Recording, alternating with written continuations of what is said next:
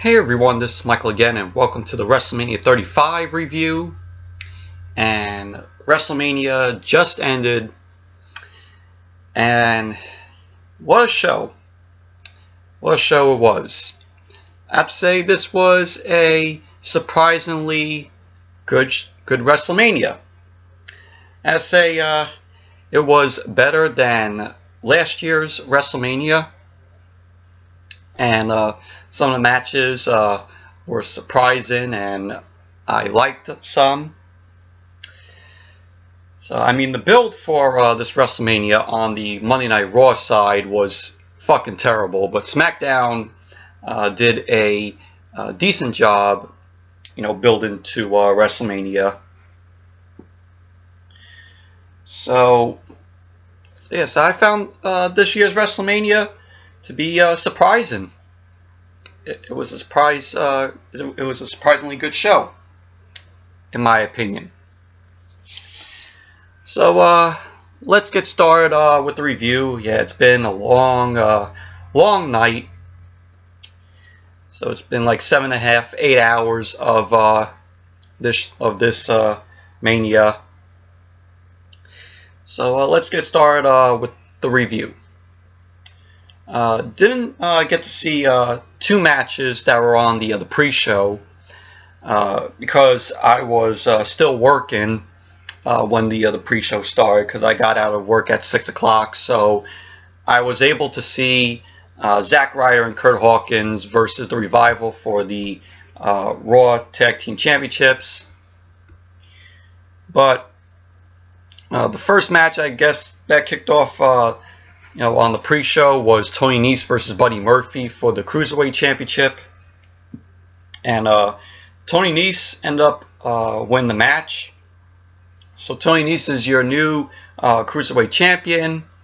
And met Tony Nese at Access on Friday. I wished him good luck for his match at WrestleMania.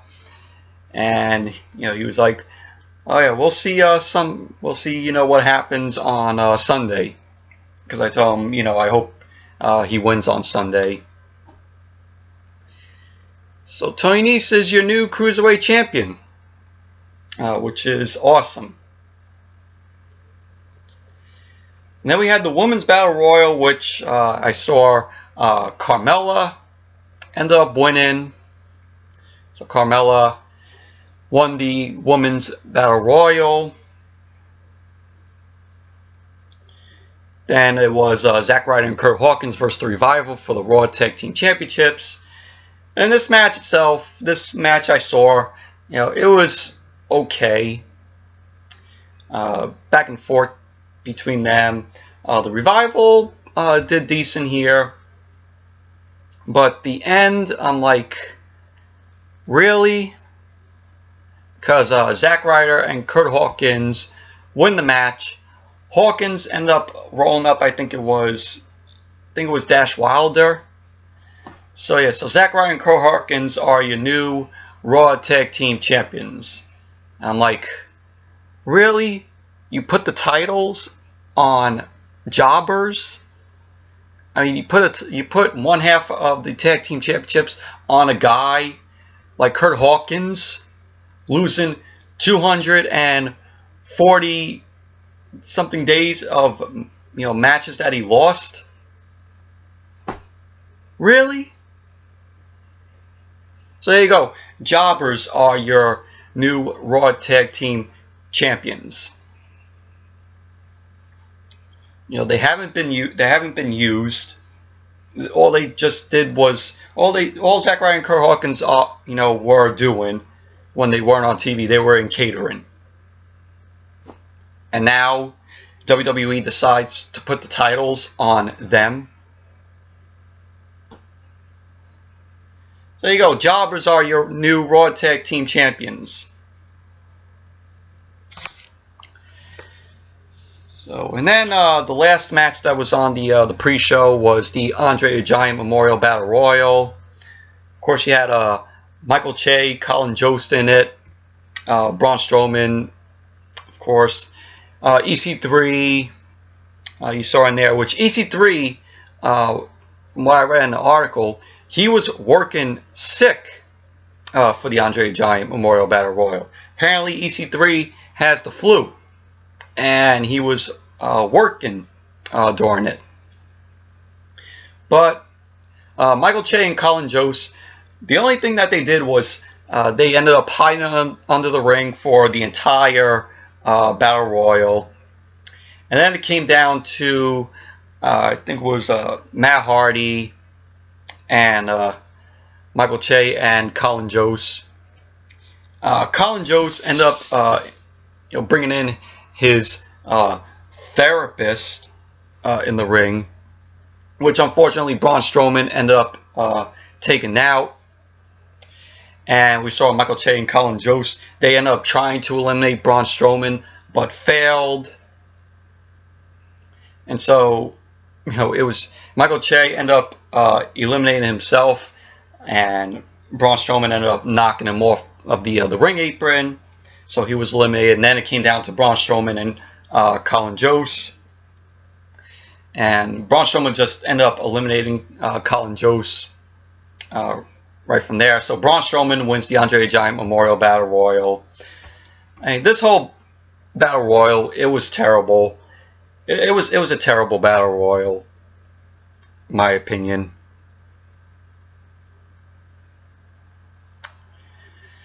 So then we go on to the main show. And WrestleMania started with the host of WrestleMania, Alexa Bliss. She ended up coming out. She ended up welcoming us all to WrestleMania. She ends up saying that on a night like this, you don't need a host, but a goddess. She goes on to say that she has the entire show in the palm of her hand. And if she wants a WrestleMania moment, she'll just snap her fingers. And so we see Alexa Bliss ends up, snapping her fingers. And out comes Hulk Hogan. Hogan's music plays, comes out, ends up getting on the mic. He says, "It's great to be back at WrestleMania." And he jokes around saying that it's great to be back here in the Silver Dome, which, if you remember WrestleMania 30, Hogan fucked that up. And when it was, the Mercedes-Benz Superdome, which he ended up calling it the Silver Dome. And Hogan ended up botching the location again. He ended up calling MetLife Stadium MetLife Center. Oh my God! This is the second time Hogan ended up messing up a location during WrestleMania. First, it was the Silver Dome. Now, MetLife Center is MetLife Stadium. Hogan, MetLife Stadium, not MetLife Center. So, and that was, what happened. But, it was cool. It was good to see Hogan. And then after we went from that, Paul Heyman ended up coming out. And he says, "Wrong, wrong." He ends up saying, if his client is not on last, then they are not hanging around here to wait. So basically, Paul Heyman wanted the match, Brock Lesnar versus Seth Rollins, right now during the show, to kick off the match to kick off WrestleMania 35. So we did end up having the match. That was the first match to kick off WrestleMania 35. Seth Rollins versus Brock Lesnar for the Universal Championship. And the beginning of the match, the bell didn't ring because it was Brock Lesnar, beating down on Seth Rollins. He ended up beating down on Seth Rollins badly. Rollins' back was all red, if you saw. And then those points in the match, it was terrible. The match at that point was terrible. And then when it came into the ring and the bell rung, that's when the match ended up picking up. And Seth Rollins, like the referee was out, Seth Rollins low-blowed Brock Lesnar. And that's when Seth went to work on Brock Lesnar. Seth Rollins ended up winning the match. And he ended up hitting 3 stomps, curb stomps, to Brock Lesnar. On the 3rd stomp, he ended up hitting Brock Lesnar. And there you go. Seth Rollins is the new Universal Champion. And I'm glad that Seth Rollins won it. He ended up taking the title. And I'm glad that he took the title off of Brock Lesnar. So now the Universal Championship is back on Raw every single week. So, but really liked it. You know, the first half of the match was terrible, like when the bell didn't rung. But when it went back into the ring and the bell rung, that's when the match picked up. So yeah, really happy that Seth Rollins won the match. He ended up slaying the Beast. And he's your new Universal Champion. Then the next match, it was AJ Styles versus Randy Orton. This was a good match. Really enjoyable match. Back and forth between Styles and Orton. I thought they both worked really well in this match. Styles ended up getting the win. He ended up hitting the phenomenal forearm to Randy Orton. So AJ Styles ended up winning the match. But all in all, it was an enjoyable match. I really liked it. And I thought Styles and Orton worked really well in the match. Then we had randomness. Wavy Evans, Lacey Evans, Wavy Evans ended up coming out waving. And you know, the whole shit tick that she does, waves, blows kisses, then goes to the back. So, but met Lacey Evans on Friday at Access. She was in character, and you know, it was really cool. It was really cool, you know, getting a photo with her. You know, pretty nice.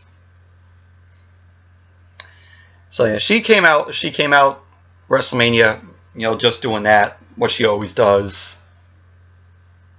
When is WWE gonna put her in another match? Well, you know, yeah, because we only saw Lacey in the women's Royal Rumble, and then all WWE is having her do is go out there, wave and pose. You know, come on, do better. You gotta do something with Lacey Evans. This woman that has a great gimmick, very different gimmick, and she has a very, her character is enjoyable if you ever watched her down in NXT. So come on, WWE, do something with Lacey instead of just making her come out every week, walk in down the ramp, waving. Come on. Then we had the Fatal 4-Way match for the SmackDown Tag Team Championships. The Usos versus Nakamura, Rusev, Ricochet, Aleister Black, and the Bar, Cesaro and Sheamus. Very entertaining Fatal 4-Way match. The Usos, you know, were really entertaining here. They ended up getting the win. They ended up hitting like a double frog splash to Sheamus, on Sheamus, and but the Usos end up winning. They retain the SmackDown Tag Team Championships. All in all, entertaining Fatal 4-Way match. Then we had the Falls Count Anywhere match. Shane McMahon versus The Miz. Of course, Shane McMahon makes his way out. He lets Greg Hamilton introduce him. As always, with the best in the world, Shane McMahon. Shane actually made him do it twice. He actually made Greg Hamilton introduce him twice here in the match. But this match, it was decent. Shane McMahon and The Miz, they went back and forth. They went through MetLife Stadium. Saw they went into the crowd. They started brawling. You had one point where The Miz's father, George, ended up coming to the ring and wanted to fight Shane, but Shane ended up beating Miz's father down, and The Miz was bleeding from I think it was the right side of his head, right here, because you saw like blood from there. And they went on top of like a platform, and they were brawling up there. They went up to a camera platform, and the really cool part of this was The Miz ended up suplexing Shane off of the top, and they both landed on this foam type of thing down there, and Shane ended up pinning The Miz, and so Shane ends up winning the match. But all in all, it was a decent Falls Count Anywhere match. Then we had the Fatal 4-Way match for the Women's Tag Team Championships. The IIconics, Billie Kay and Peyton Royce versus Sasha and Bayley versus Nia Jax and Tamina versus Beth Phoenix and Natalya. And when Beth Phoenix and Natalya made their entrance, Bret Hart ended up coming out just to support them. And there's news about Bret Hart. If you didn't watch the Hall of Fame last night, it's been making news on the internet. By the way, it was a good Hall of Fame show last night. The speeches from the stars were great. DX was the best one. Was the best part of the Hall of Fame last night. But the big news that was coming out of the Hall of Fame was Bret Hart was attacked by a fan, and it showed on TV. WWE ended up blacking it out, the attack, and WWE ended up cutting to the audience. The audience was on their faces was like, what's going on? There were chants of assholes, and the Barclays Center security pretty much sucked at not going at that guy fast, and so that was what happened. And the fan was taken out of the arena. We saw Dash Wilder end up punching that fan, and it was revealed online today about with the guy's name, and the guy had like green hair. So it's online. You can probably look it up. But yeah, that guy attacked Bret Hart last night for whatever fucking reason. What a fucking idiot that guy was, attacking Bret Hart. And Bret Hart had to go. I read in the article he had to go to the hospital just from that attack. So that guy who attacked him was a fucking idiot. It was uncalled for. And then, after the attack, Bret Hart just went on to do the introduction. went on to do the introduction. So, but yeah, fuck that guy who attacked Bret Hart. Fucking lunatic. But anyways, back to the Fatal 4-Way match for the Women's Tag Team Championships. This match was terrible, in my opinion. Didn't really care for it.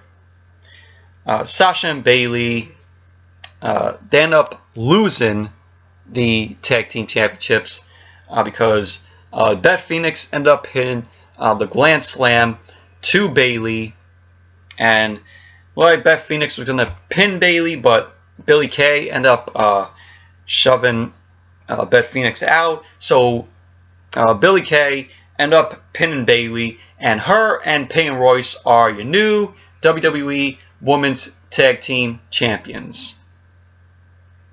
I like the IIconics, but it was kind of, I kind of see why they won the titles, because both women, they never held the NXT Women's Championship when they were down in NXT. So kind of see why that WWE put the Women's Tag Team Championships on them. So, but pretty much the IIconics, Peyton Royce and Billie Kay, they didn't really do anything here in the match. So, but there you go. The IIconics are your new Women's Tag Team Champions. And then we get to Kofi Kingston versus Daniel Bryan for the WWE Championship.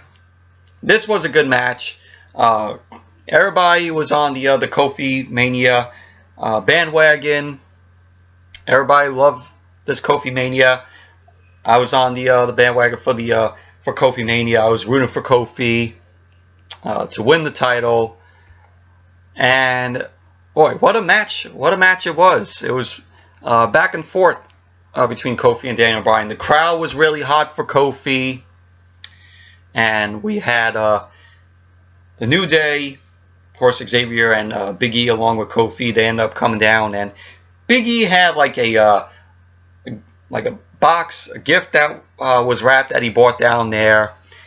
And what was really weird was you had the WWE Championship, Daniel Bryan's WWE Championship on a platform outside. So WWE kind of spoiled it there, because why would you have a platform out there holding Daniel Bryan's hemp WWE Championship out there? So you pretty much knew from right there Kofi was going to win the championship. Of course, in the match you had Xavier Woods and Big E. They ended up taking out Rowan.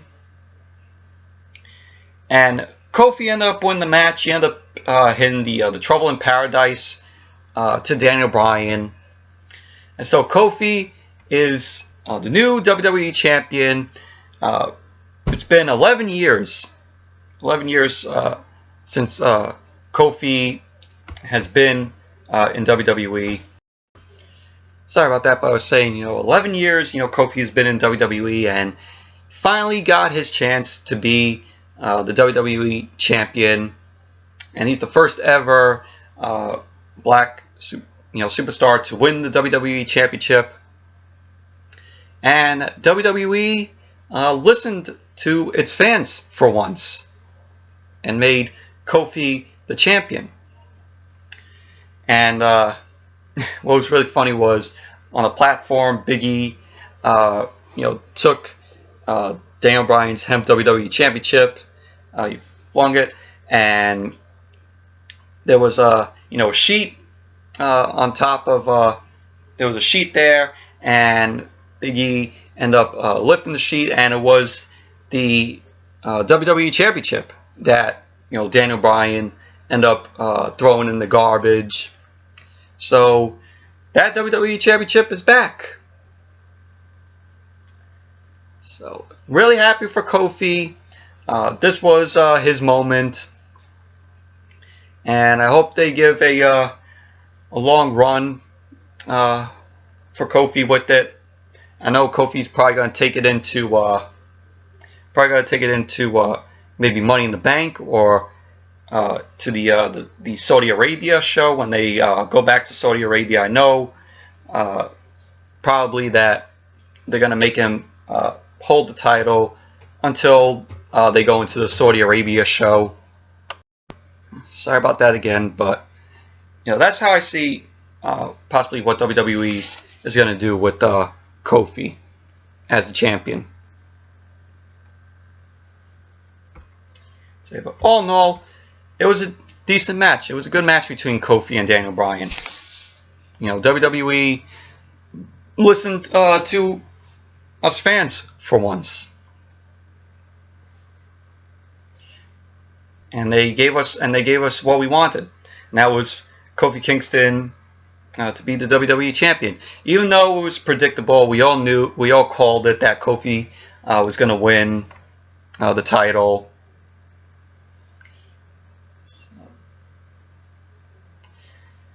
Then we had Alexa Bliss. She was backstage with Michael Che and Colin Jost, and she was saying to them, Strowman is a nice guy. And Colin Jost ended up blaming Michael Che for all this happening. And we saw Kevin Nash and Scott Hall. They were dressed as doctors, trying to help Che and Jost. So that was that. Then we had Samoa Joe versus Rey Mysterio for the United States Championship. This match only lasted 5 minutes. This was a squash match. Joe ended up winning the match.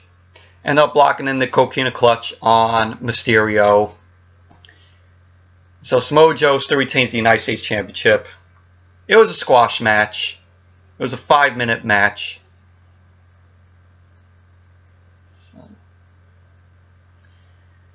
Then we have Roman Reigns versus Drew McIntyre. Do I need to say who won this match? If you said Roman Reigns, ding ding ding, you guessed it. But Roman comes out. I gotta mention this. When Roman came out, the crowd was booing him. But then you hear they muted WWE and its production truck. They muted the boos.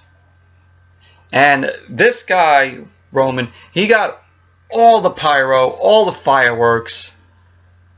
There was a lot of them as he made his way out. So you can see, they do it for Roman. And I'm sorry that McIntyre had to do the job to Roman, for this match. It's a shame. It's a shame for McIntyre. Roman ends up winning. End up hitting the spear to McIntyre. There you go. Roman wins the match. If you thought Roman was going to lose this match, then hey, you're an idiot. If you thought Roman was going to lose this match. We all knew Roman was winning. So, I'm like, you think they're gonna let Roman lose? I don't think so.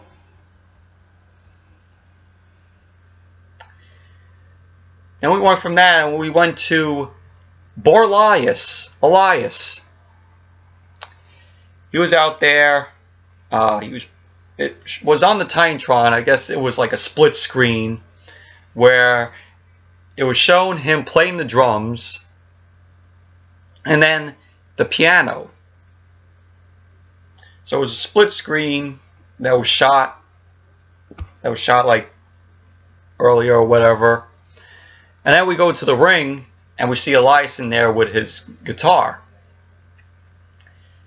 And he goes on to say that tonight is going to be something special. And he's going to do something that's never been done before. And so he had him in the ring and the split screen of him on a Titantron. And they were playing, music. He was playing music. And Elias ends up saying that his performance tonight will be the greatest performance in WrestleMania history. And that he wrote something for WrestleMania. And it will be the anthem for WrestleManias to come. And then he gets interrupted as he's starting to do his performance. He gets interrupted. Newsreels are playing on the Titantron. And as it was over, I'm like, this was a surprise. We didn't see this coming. So John Cena ends up coming out. He ends up bringing back his Doctor of Thugonomics gimmick from 2002, which, in my opinion, was the best version of John Cena, because that was when he was a heel. So it was Doctor of Thugonomics gimmick, which I really enjoyed. That was what made me a John Cena fan, was when he did his Doctor of Thugonomics gimmick, and when he was a heel. So he comes in the ring. He ends up roasting Elias. Ends up saying that this whole performance for Elias sucks. He ends up saying that Elias is wasting wrestling experience, and he even calls him a little piece of shih tzu. And he ends up having a shih tzu on the Titantron with Elias's head. With Elias's face on it, which is funny. And so we see Cena ends up hitting Elias with the mic that he had. And then he ends up hitting the 5-knuckle shuffle. Then ends up hitting the AA on Elias. It was just like last year, what he did at WrestleMania, which was different. Where, last year Cena ended up taking down Elias at WrestleMania. But yeah, when Elias was out there just by himself, it was boring. I was like, oh, this is a bathroom break. And then when John Cena came out, it made the whole segment entertaining. It was good to see, the Doctor of Thugonomics gimmick by Cena again. It was very unexpected, and it was a little throwback to 2002 when he had that gimmick. So, all in all, it was great. It was a great segment when Cena came out with his Doctor of Thugonomics.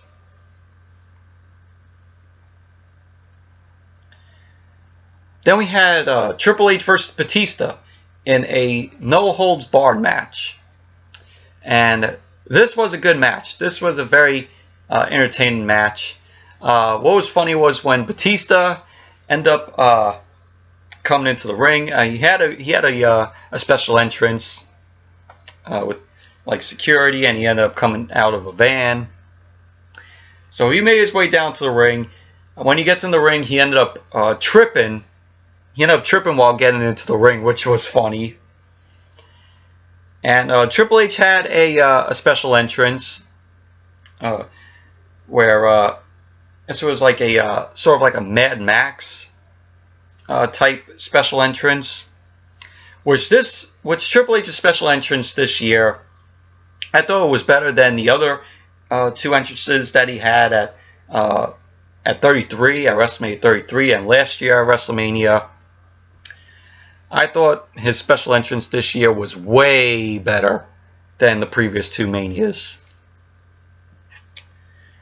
So he ended up coming out, and we had the match. And there was some brutal, like cringy things in this match that you had to turn away from. You had Triple H taking like pliers, and he ended up bending Batista's fingers. He ended up stomping on them, which was crazy. Then he ended up taking like I don't know what you would call it, but it was like I think like it was like small like pliers or something, and he ended up taking those and hooking it onto Batista's nose ring, and he ended up pulling on Batista's nose ring, taking it out, and it was shown that he took out the nose ring, and Batista's nose was bleeding. You had a point in the match where Batista ended up putting the steps onto the announce table, and he was trying to do a Batista bomb, but Triple H ended up reversing it and delivered a back body drop to Batista. Batista slammed back first onto the announce table. Triple H ended up doing the suck it, and he ended up driving Batista through the announce table. The announce table broke, and you had Ric Flair end up getting involved here. He ended up tossing in the sledgehammer to Triple H. Ric Flair was arguing with Batista, trying to distract him, and then Triple H came, hit the sledgehammer to Batista, and forgot to mention, if Batista won this match, then Triple H would have to retire from in-ring for an in-ring career. So Triple H ended up hitting the sledgehammer to Batista. Then Triple H ended up hitting the pedigree. Triple H went for the cover. And there you go. Triple H ended up winning the match. So Triple H is now retiring from in-ring competition. So that's good. But all in all, it was a entertaining, crazy match between Triple H and Batista. They went to war with each other. But I have to say, my favorite Triple H and Batista match from back in the day was the Hell in a Cell match that they had at Vengeance 2005. It's one of my favorite Hell in a Cell matches. If you guys haven't checked out that match, highly recommend you guys check it out. It's such a great match. One of my favorites. One of my favorite Hell in a Cell matches.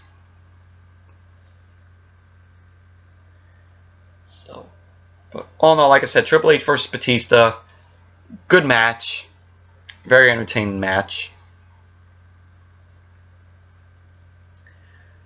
Then we had Alexa Bliss.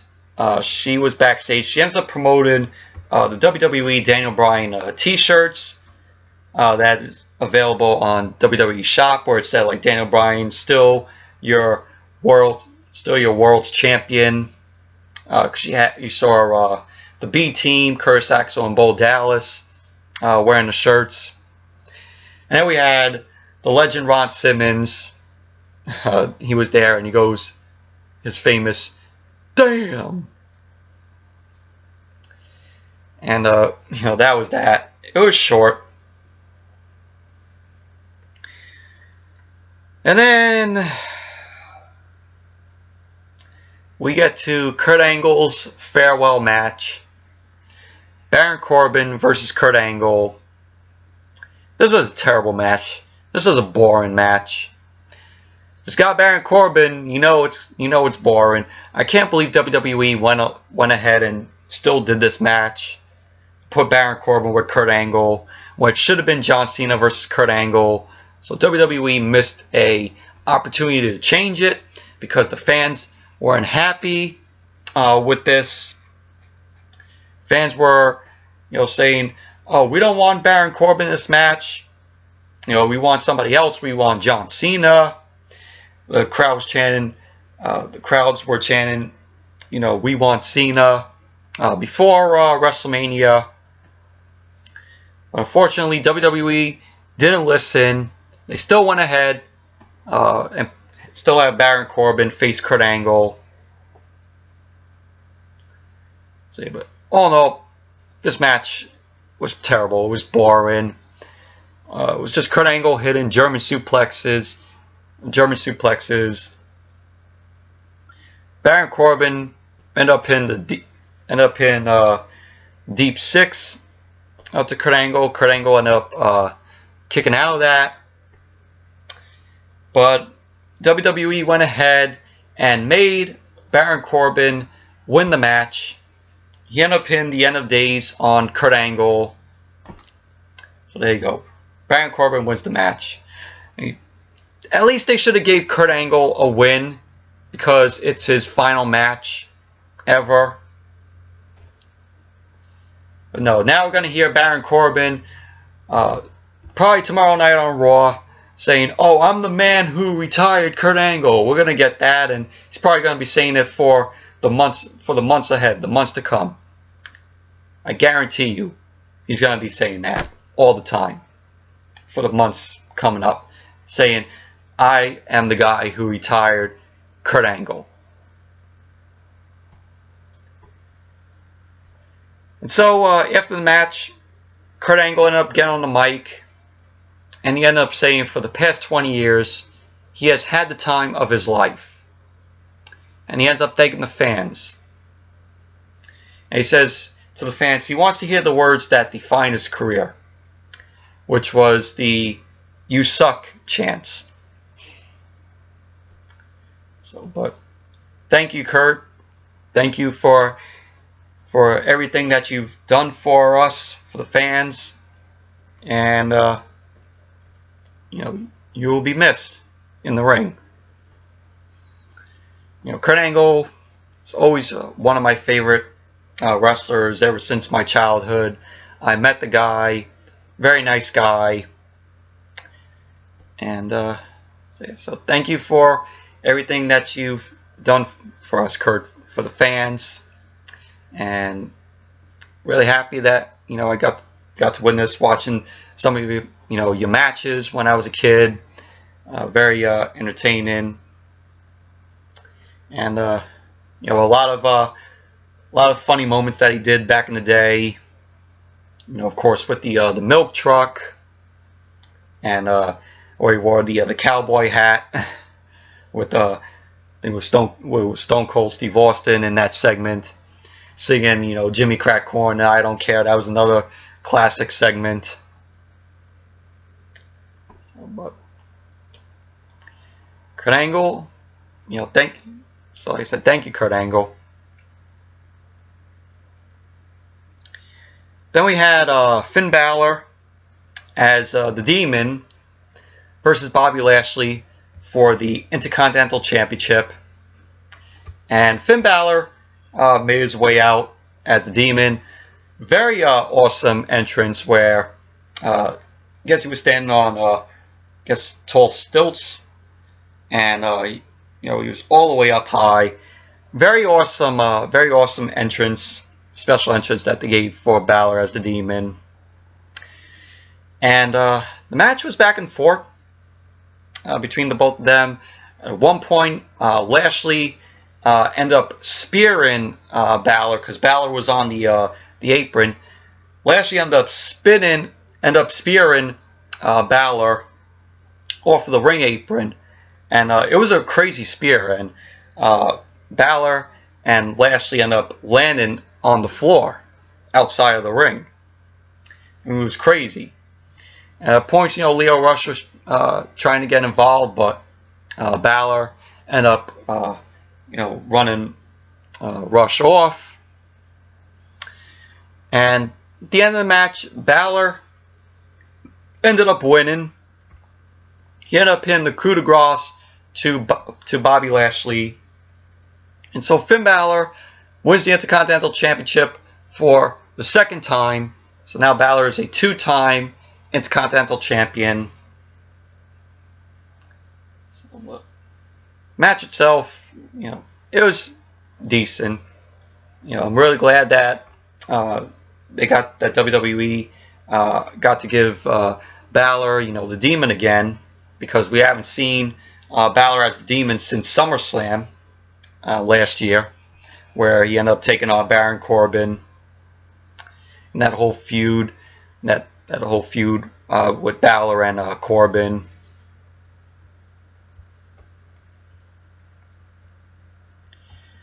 Then Alexa Bliss ends up coming out again and says, as host, we have seen new champions, surprises, and a demon. And she ends up announcing that they have an attendance record of 82,265 people who attended WrestleMania tonight, which I call possible bullshit on that, because we all know WWE lied about their attendances for previous WrestleManias. This 82,000, I have to say I call bullshit on that. So, because we all know, like I said, WWE lies about their attendance for the previous Manias. It's been in an article. It's true. There's an article about it that I read like a month ago about it. So I could tell it wasn't probably 82,000. And Alexis also says that it's time for a break. So she kept on saying that 3 times. I said it's time for a break. I said a break. And so we had R-Truth and Carmella come out. Random. To me, this was not needed. They do the world's largest 7-second dance break, which they made the crowd get up and do a 7-second dance break. I mean, was this really needed? No.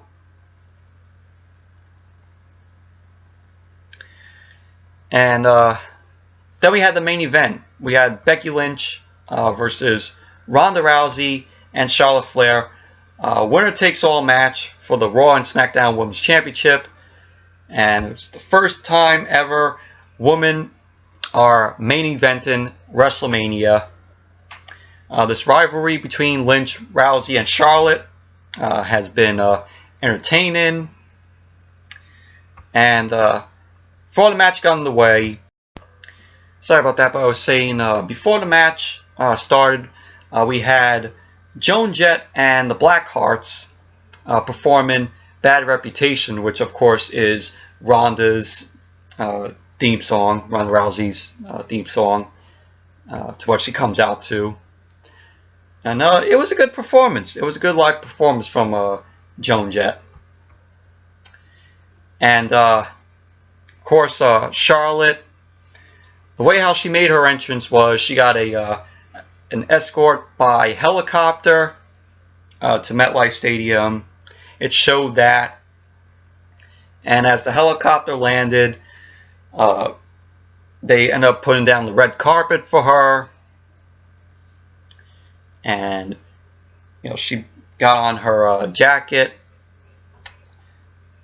So she came in style for her entrance for WrestleMania. So, but they have to do it because she's Charlotte. They do it for Charlotte.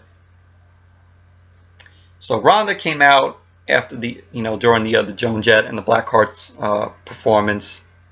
Then it was Charlotte, and then Becky Lynch. And the match itself, it was a decent match. It was a decent main event for first time ever that women are main event in WrestleMania. And the match to us, was predictable. We knew that Becky was probably going to win the championship, both titles, and it was back and forth between the women. You had Ronda end up locking in the armbar on both Becky and Charlotte, they end up having to do like a slam on Ronda Rousey like 3 times in order for Ronda to break the armbar off of them. You had Charlotte end up blocking in the figure 8 on Ronda, and Becky end up doing that leg drop that she does. She ended up breaking it, and we had a table that was brought into the ring, which we all thought one of them was going to go through the table. But at the end of the match, Becky Lynch ended up winning the match. She ended up rolling up Ronda. And so Becky Lynch is now the Raw and SmackDown Women's Champion, which was awesome. Like I said, it was predictable. We all knew Becky was going to win. So Becky ends up now holding both the Raw and SmackDown Women's Championships. And really happy about that. And the crowd was happy for Becky. And if Charlotte, I can imagine if Charlotte won this match, that crowd would have rioted badly. And we would all be like, oh, fuck this main event. Fuck WWE for, putting the title, the titles on Charlotte. I could imagine if that would have happened. We all would have been saying that. But thank God, they put both titles on Becky Lynch, because Becky fully deserves it. Look how over she is with the crowd. So really glad that Becky is now holding both titles. So, and then we had fireworks go off, for winning. So, and that's how WrestleMania ended tonight. But all in all, WrestleMania 35 was a surprisingly good WrestleMania. Definitely a lot better than last year's WrestleMania.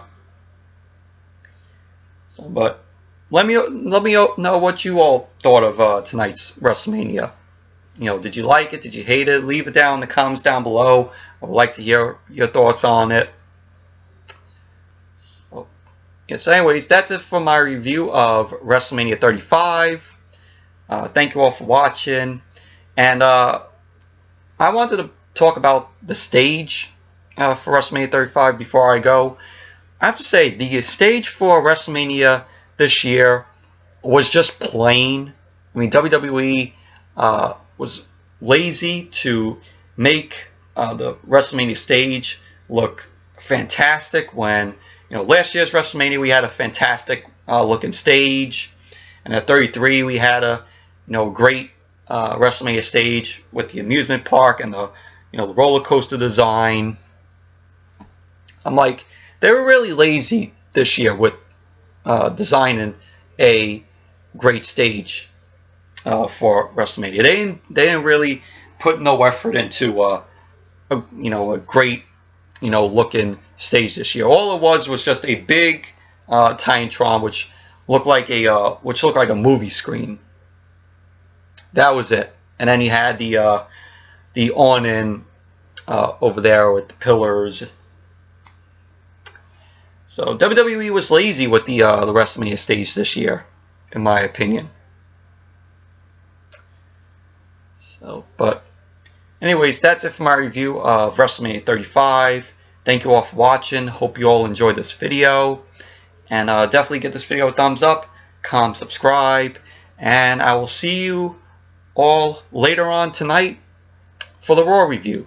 And yes, I'm doing this. It's now Monday, early Monday morning. It's 1:24 now in the morning. So yeah, so I'll see you all later tonight with the Raw review.